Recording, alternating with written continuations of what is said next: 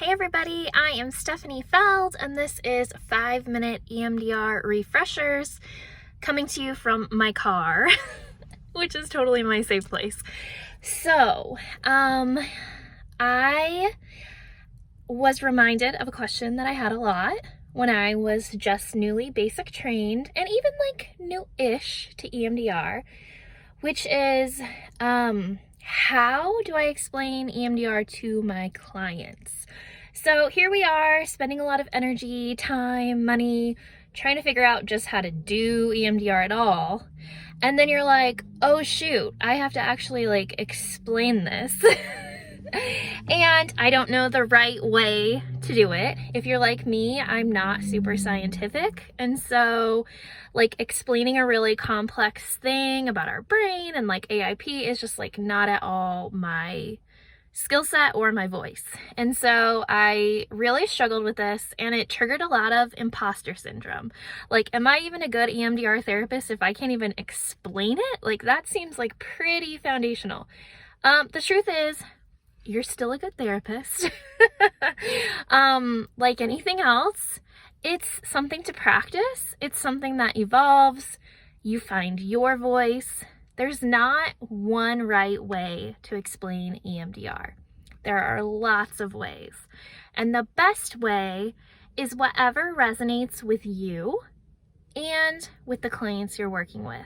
So I'm gonna link below a bunch of different ways that I've heard people explain EMDR depending on their like style or voice.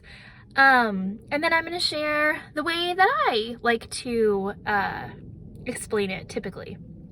So here we go. I'm short on time. I'll have to go quick to make it in 5 minutes. Anyway, basically the go-to thing that I have kind of landed on for me is to say that when we've had a traumatic or an overwhelming, painful experience, our brain is trying to file it in the place that it's gonna go, just like any other memory, and it's like getting stuck. And so it can't just be neatly put into the file folder and push the drawer shut. Instead, it's like hanging out and all crumpled. And if you're like really into office supplies like me, that is just like a stressful image.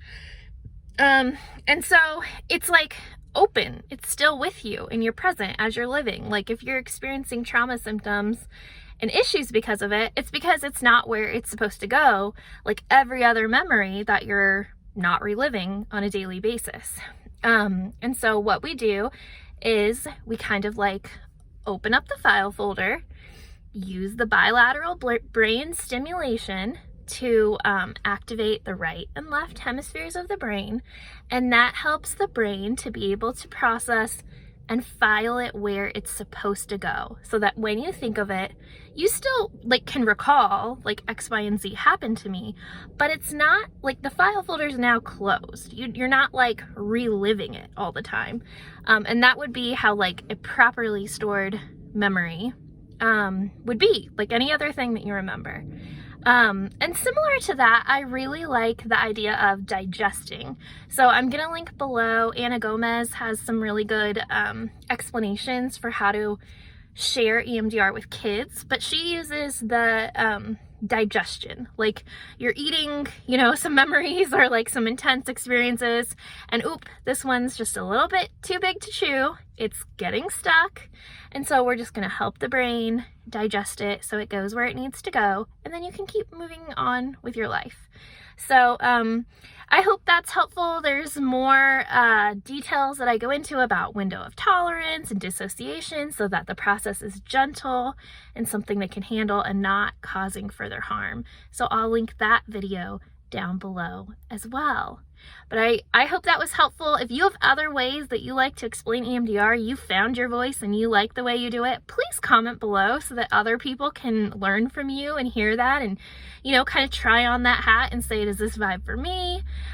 Because there is no one right way. There's lots of images that can capture it. And the truth is, we don't actually know for sure what the brain is doing.